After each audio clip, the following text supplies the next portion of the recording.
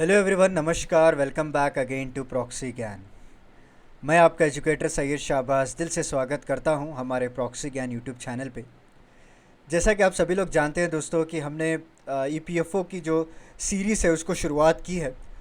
मैं और हमारे जो दूसरे एजुकेटर हैं हर्ष जी, उन्होंने भी जो है इंडस्ट्रियल रिलेशंस और लेबर लॉस को कवर करना स्टार्ट किया है।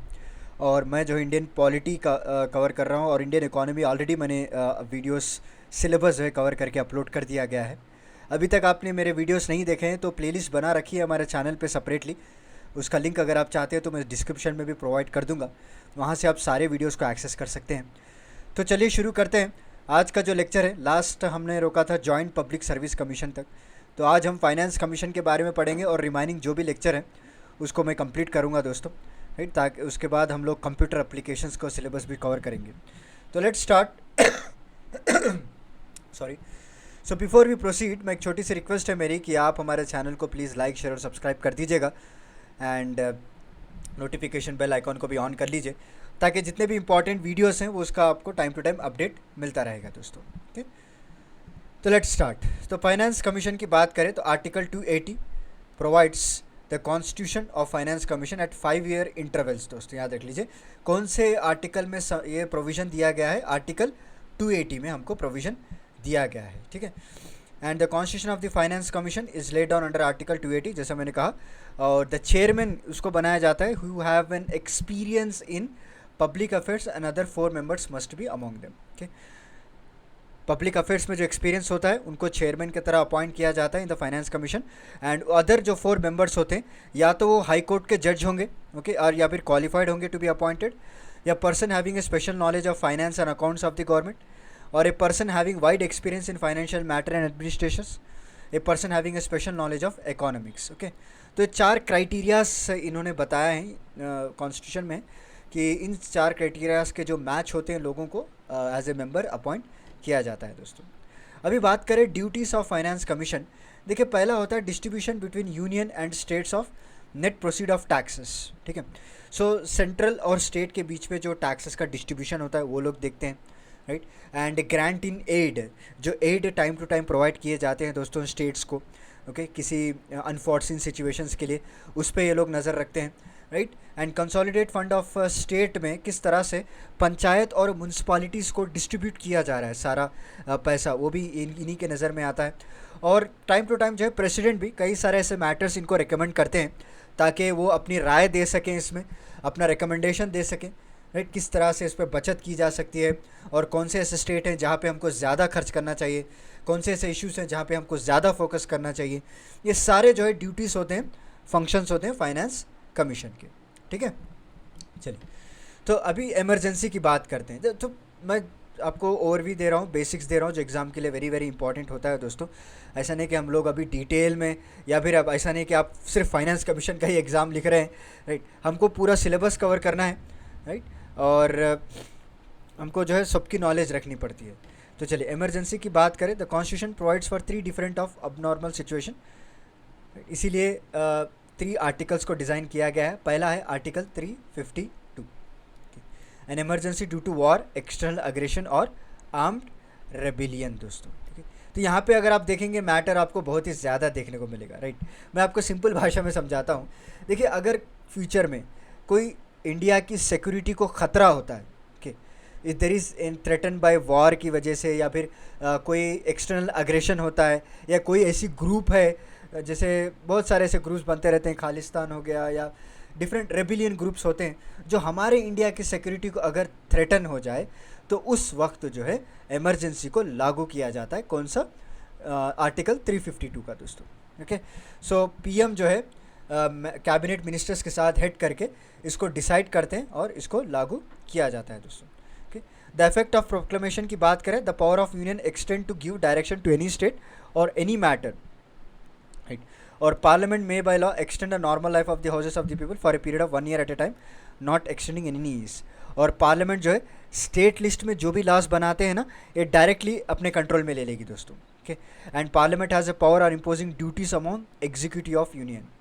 और प्रेसिडेंट के पास ये पावर होता है दोस्तों कि वो जो प्रोविजंस प्रोवाइड किए गए हैं आर्टिकल 352 के अंदर, उसको जो है मॉडिफाई कर सके एंड फाइनेंशियल रिसोर्स को भी मॉडिफाई कर सके। नेक्स्ट आता है हमारा article 356, right, emergency due to failure of constitutional machinery. So it is a duty of union to ensure that government of every state is carried according with the constitution। कि central government का जो फ़र्ज़ बनता है कि हर state जो है constitution के साथ ही चले, उसके ऊपर देर कोई उल्लंघन ना हो उनका। एंड अगर कुछ ऐसा होता है तो प्रेसिडेंट जो है पावर दिया गया है कि उस पर्टिकुलर स्टेट पे इमरजेंसी लगा सकते हैं दोस्तों। ओके, सच प्रोक्लेमेशन में also made by president which any state has to fail comply with. जैसे मैंने कहा, अगर उल्लंघन होता है तो प्रेसिडेंट को पूरा हक है दोस्तों, उनके ऊपर पावर्स जो है इमरजेंसी जो है लगाया जाता है। So proclamation is nothing but president may assume to himself all or any of the function of the executive of the state, right, सारा कुछ कंट्रोल प्रेसिडेंट ले लेते हैं। And declare that powers of legislature of the state shall be exercisable by the authority of the parliament. हर state में तो state legislature होता ही है, राइट। तो जब इमरजेंसी लगती है तब सारा जो लेजिस्लेचर का काम होता है ना, वो सब कुछ पार्लियामेंट देखता है। So the duration can be extend by resolution pass by both house of the parliament for a period of 6 months at a time. Okay, duration को इसको एक्सटेंड कर सकते हैं और मैक्सिमम ड्यूरेशन कितना दिया है, 3 years दिया है दोस्तों। वेरी वेरी इंपॉर्टेंट MCQ बन सकता है इस पर, क्योंकि मैंने प्रीवियस एग्जाम में भी देखा है इस तरह के क्वेश्चंस पूछे गए हैं। सो मैक्सिमम कितना दिया, 3 years दिया है और मिनिमम आपको 6 months है दोस्तों। Okay, and proclamation of emergency is in operation and when the election commission certifies that such resolution necessary on account of difficulties and in holding general election to be to the state concerned दोस्तों। As per 44th Amendment Act, the court may now interfere if the proclamation is malified.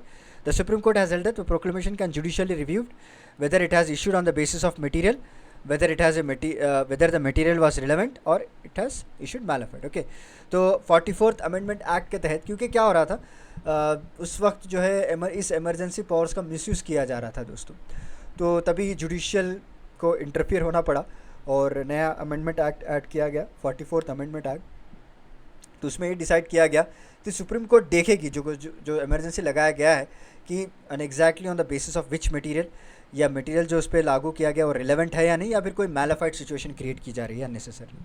ठीक है, चलिए next चलते हैं financial emergency पे। Article 360 है दोस्तों। So financial emergency is nothing but जब if the president is satisfied that the situation has arisen whereby the financial stability or credit of India खतरे में है। अभी तक तो लगा नहीं है हमारे इंडिया में फाइनेंशियल इमरजेंसी। अगर ऐसा लगे प्रेसिडेंट को कि हमारी जो फाइनेंशियल स्टेबिलिटी है वो ख़तरे में है, राइट, और या फिर स्टेबल नहीं हो पाएगी या कुछ खतरा हो सकता है आगे चल के, तो इस तरह के सिचुएशंस को लगाया जाता है। During the period the executive authority of union shall extend to observe such canons of financial property. ठीक है, a provision requiring the reduction of salaries and allowances of all or any class of person. Okay, यहाँ पे clearly mention किया गया है कि चाहे तो आप सबके सैलरीज और अलावेंसेस को निकाल सकते हैं या कम कर सकते हैं दोस्तों, या थोड़े बहुत पर्टिकुलर क्लास के आप सैलरीज को कम कर सकते हैं। A provision requiring all money bills, financial bills to be reserve for the consideration of president. Okay, ऐसा नहीं कि आप पास कर दिए पार्लियामेंट में, नहीं, जब तक प्रेसिडेंट आपको परमिशन नहीं देते आप पास नहीं कर सकते दोस्तों। ठीक है, so this are the few basic point of the emergency, क्योंकि यहाँ पे मैटर आपको बहुत सारा लिखा हुआ है, आप इस मैटर की तरफ जाएंगे तो आपका दिमाग ख़राब हो जाएगा। तो मैंने सिंपल भाषा में 3 इमरजेंसी आर्टिकल्स को आपको ईजिली समझा दिए। ओके, आर्टिकल 352, आर्टिकल 365 और आर्टिकल 360। ठीक है, चलिए नेक्स्ट चलते हैं हम national development council. National development council is extra constitutional and extra legal body formed in 1952। Okay, has an adjunct to the planning commission दोस्तों, ताकि जो फॉर्मुलेशन ऑफ प्लान्स है, इम्प्लीमेंटिंग है, वो सब कुछ देख पाए। The function of the council was to strengthen the mobilise the efforts and resource of nation in support of the plans to promote common economic policies. ठीक है, उसके बाद हमारा आता है नीति आयोग। जब मोदी गवर्नमेंट इलेक्ट होकर आई थी 2014-15 में, तो उन्होंने क्या किया, नीति आयोग को फॉर्म किया दोस्तों, national institute of transforming India full form है इसका। Okay, the government on January 1, 2015 replace the 65-year-old planning commission. Okay, NITI Aayog जैसे मैंने कहा national institution for transforming India, जो एक major shift in policy making लाया गया है। एंड इसके हमारे जो प्राइम मिनिस्टर हैं वो खुद इसके चेयरमैन होते हैं दोस्तों। वहाँ पे आपको सारे स्टेट्स के CM हो गए, lieutenant governor of union territories, और सब कुछ मिलकर यहाँ पे काम किया जाता है। जैसे मैंने कहा कोऑपरेटिव फेडरलिज्म। ओके, सो 2017 और 18 के दौरान कोऑपरेटिव फेडरलिज्म का टर्म जो है बहुत ही फेमस हुआ था, क्योंकि मोदी जी ने अपने एक स्पीच में कोऑपरेटिव फेडरलिज्म का शब्द यूज़ किया था दोस्तों। इतना पॉपुलर हो गया है कि उसका यूपीएससी में मेंस में एक क्वेश्चन को पूछा गया था दोस्तों, कि आप कोऑपरेटिव फेडरलिज्म को किस तरह से एक्सप्लेन कर पाएंगे, ओके, कि स्टेट्स और सेंटर का रिलेशंस क्या है। सो कोऑपरेटिव फेडरलिज्म नथिंग बट कि किस तरह सेंटर स्टेट के साथ मिलकर काम करता है दोस्तों, ओके, क्योंकि हमारा जो इंडिया है is a union of the states. ऐसा नहीं कि डुअल सिटीजनशिप है जैसे अमेरिका में, कि स्टेट का अपना अलग हिस्सा होगा, कंट्री का अलग अपना हिस्सा होगा, नहीं, we are all one, okay, unity in diversity. तो कोऑपरेटिव फेडरलिज्म जो एक नेशनल एजेंडा को बना दिया गया था बिटवीन सेंटर एंड स्टेट्स दोस्तों। चलिए नेक्स्ट आते हैं अभी inter state council. So article 263 जो है आपको बताता है अबाउट इंटर स्टेट काउंसिल, ठीक है। So the president to create inter state council to serve the public interest and constitution gives 3-fold duties that may assign to this council. The duty of inquiring into advising upon disputes, to investigate and discuss subject of common interest between union or states or between 2 or more states, okay। तो inter state council को बनाया जाता है ताकि जितने भी disputes हो या फिर जो भी इंटरेस्ट या फिर सब्जेक्ट्स करना पड़ता है स्टेट्स हैं, उसमें इसके आर्टिकल के तहत आपको डिस्कस कर सकते हैं। All India service article 312 provides the parliament to create 1 or more all India service like IAS IPS।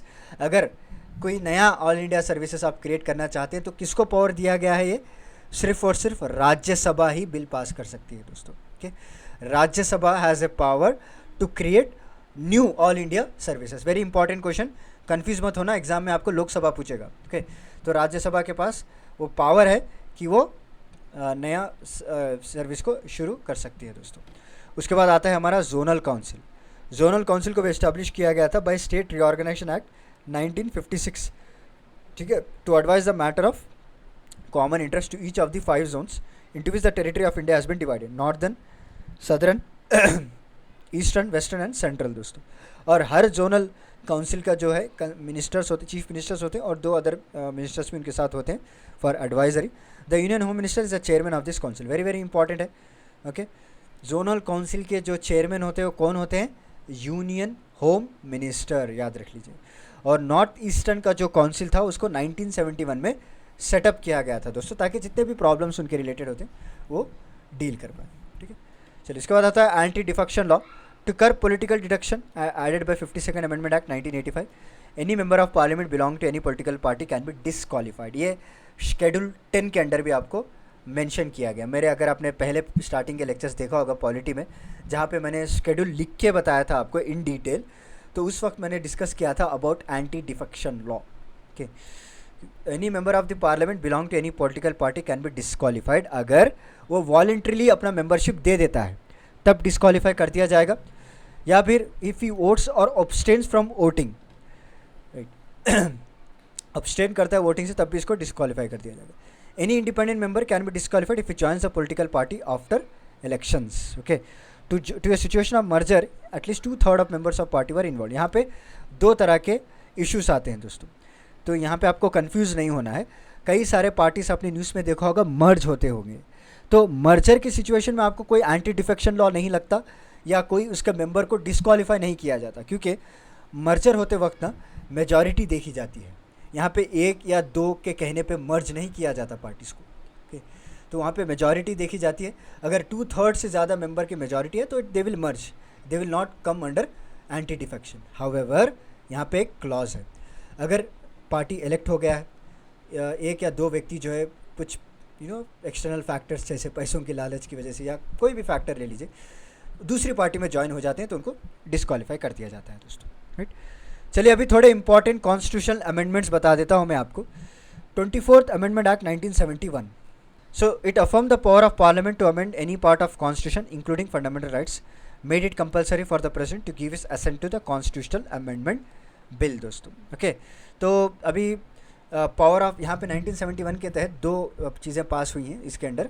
एक आपको पार्लियामेंट को पावर दिया गया to amend any part of the constitution including fundamental rights, okay. और दूसरा पावर प्रेसिडेंट को दिया गया है कि अगर कोई कॉन्स्टिट्यूशनल अमेंडमेंट बिल आती है तो वो असेंट दे सकते हैं।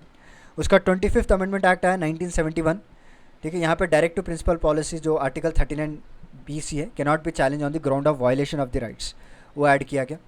31st आया दोस्तों, increase number of Lok Sabha seats from 525 to 545। 38 amendment act आया है 1975, जहाँ पे made the declaration of emergency by the president non justiciable. Okay, so made the promulgation of ordinance by the president, governors and administrator non-justicable, empowered the president to declare different proclamation on national emergency. ये power इनको दिया गया है. ठीक है. 42nd amendment act 1976 लाया गया है. वेरी वेरी इंपॉर्टेंट है ये. ओके, इसे मिनी कॉन्स्टिट्यूशन भी कहते हैं दोस्तों. This amendment was done in accordance with recommendation of Swaran Singh committee. Very very important. Okay, तो यहाँ पे आपको idea of secularism, national integrity लाया गया. डायरेक्टिव प्रिंसिपल्स को और कॉम्प्रहेंसिव वे में और एक्सप्लेनेटरी वे में यहाँ पे दिखाया गया है. Right, a new chapter of fundamental duties को ऐड किया गया इसमें. स्पेशल प्रोविजंस को ऐड किए गए. राइट, एंड नंबर ऑफ जजेस for also laid down. Administrative और अदर ट्राइब्यूनल्स को फॉर्म किया गया है. Right, and supreme court under article 136 को उनको ज्यूरिसडिक्शन का पावर भी इसमें दिया गया है. तो दोस्तों, तो एक तरह का एक मिनी कॉन्स्टिट्यूशन कहते हैं. उसके बाद 44th अमेंडमेंट एक्ट है 1977. क्लियर. तो यहाँ पे enacted by Janata government to nullify some of the distortion introduce by 42nd amendment act. यहाँ पे प्रेसिडेंट को made the president to declare national emergency only on the written recommendation of cabinet. ऐसा नहीं कि प्रेसिडेंट को कोई भी आके बोल दिया और अगर उस बंदे का इन्फ्लुएंस है तो वो नेशनल इमरजेंसी लगा देंगे. नहीं, प्रेसिडेंट जो है तब तक नेशनल इमरजेंसी डिक्लेयर नहीं कर सकते तब तक उनके पास एक रिटन रिकमेंडेशन नहीं आया दोस्तों. Deleted the right to property from the list of fundamental rights, made it a only legal right. Okay, क्योंकि पहले राइट टू प्रॉपर्टी भी एक फंडामेंटल राइट हुआ करता था. 44th अमेंडमेंट एक्ट 1977 में क्या किया, उसको एक लीगल राइट बना दिया. ये वेरी वेरी इंपॉर्टेंट है, याद रख लीजिए. उसके बाद 40 provided that fundamental rights guaranteed bye 2021 can not B suspend during national emergency. This is also important. So article 2021 क्या होता है, मैंने आर्टिकल्स की क्लास ली है पिछले लेक्चर्स में, इसी सीरीज़ में. वहाँ पे मैंने डिटेल में बताया है. आप मुझे कमेंट्स करके बताइएगा, क्योंकि आपने ऑब्वियसली एग्ज़ाम के लिए तैयारी कर रहे हैं तो आपने आर्टिकल्स तो पढ़ा ही होगा दोस्तों, आपको याद रखना भी ज़रूरी है. तो आर्टिकल 20 क्या कहता है और आर्टिकल 21 क्या कहता है, आप कमेंट्स में मुझे बताइए. ओके, और नेशनल इमरजेंसी के दौरान इसको सस्पेंड नहीं कर सकते. ओके, चलिए next. 48th amendment act 1987 provided for an authoritative text of constitution in Hindi language and gave same legal sanctity to Hindi version of constitution. Okay, so जितना भी ऑथोरेटिव टेक्स्ट होता है कॉन्स्टिट्यूशन का वो हिंदी लैंग्वेज में आना चाहिए. ओके, उसका 61st आया दोस्तों. Reduces voting age from 21 to 18 years for Lok Sabha and state legislative assembly. उसका 73rd आया है. Granted constitution status and protection to the panchayati raj. Okay, इसमें आप सभी लोग जानते होंगे यहाँ पे 11th और 12th शेड्यूल को ऐड किया गया. Okay, 73rd and 74th amendment act, जो कि एक तो पंचायत के लिए था और दूसरा म्यूनसिपैलिटीज़ के लिए था दोस्तों. ठीक, 11th schedule deals with the panchayat Raj, 12th schedule deals with the municipalities. ठीक है, चलिए. उसके बाद 86th अमेंडमेंट एक्ट आएगा. यहाँ पे एक न्यूली एडेड आर्टिकल 21A को ये किया गया, that shall the state shall provide free and compulsory education to all children age of 6 to 14 years. Clear. और एक न्यू फंडामेंटल ड्यूटी भी ऐड की गई है अंडर आर्टिकल 51A. तो दो इंपॉर्टेंट चीज़ें हैं जो आपको याद रखना है. एक तो free and compulsory education add किया गया under 86th constitution amendment act 2002. ज़्यादातर बच्चों को याद रहता है कि वहाँ पे एक फंडामेंटल ड्यूटी ऐड की गई थी, ऑब्वियसली, राइट. बट ये भी याद रख लीजिए कि वहाँ पे एक आर्टिकल भी ऐड किया गया था 21 क्लॉज से. सो 87th अमेंडमेंट एक्ट 2003 की बात करें, provided for re adjustment and rationalisation of territorial constituency दोस्तों. ठीक है, and 88th amendment act relates on to the taxes services levied by union government. 89th amendment act जो है आपको यहाँ पे एक नेशनल कमीशन बनाए गए शेड्यूल कास्ट के लिए और 2 सेपरेट बॉडीज़ बनाए गए दोस्तों. National commission for schedule caste article 338 के ऐड किया गया और national commission for schedule tribes जो कि आर्टिकल 338A यहाँ पे ऐड किया गया.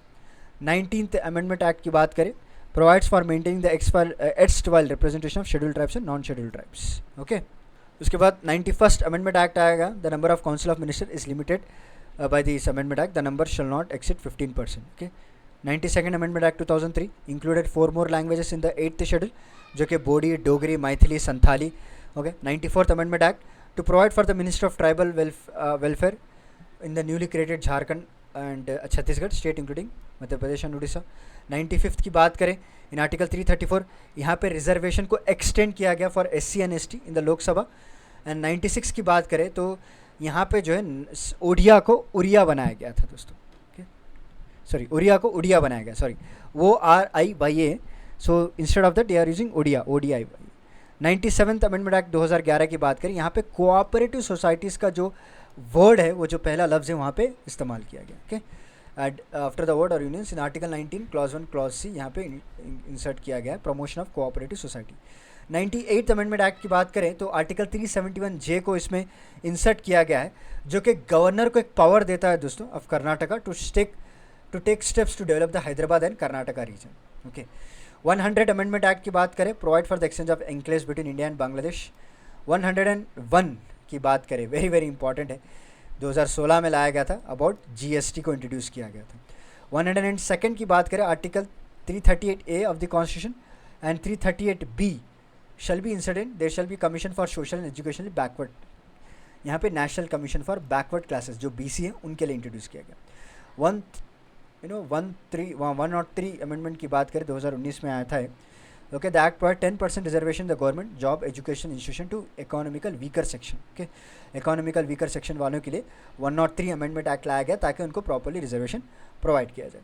ये सारे इंपॉर्टेंट अमेंडमेंट्स एक्ट है।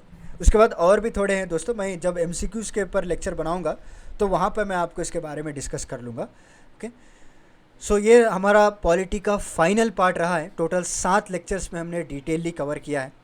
उम्मीद है कि आपको समझ में आया होगा। ओके, अभी तक आपने मेरे प्रीवियस लेक्चर नहीं देखे तो ऑलरेडी प्लेलिस्ट में अपलोडेड है, आप वहाँ पे जाके देख सकते हैं। उसके साथ साथ हमारे जो हर्ष जी हैं, उन्होंने इंडस्ट्रियल रिलेशन और लेबर लॉस में बहुत ही बढ़िया लेक्चर्स बनाए हैं, वो भी आप देख सकते हैं। और सारा सिलेबस कवर किया जाएगा, 100% सिलेबस कवर किया जाएगा, राइट। और फ्री ऑफ कॉस्ट है, फुल फ्री कोर्स है दोस्तों, पेड कोर्स नहीं है, ये फ्री कोर्स है। तो चलिए, मिलता हूँ मैं आपको अगले लेक्चर में कुछ इंटरेस्टिंग टॉपिक के साथ। तब तक के लिए धन्यवाद दोस्तों, take care, stay safe, thank you so much.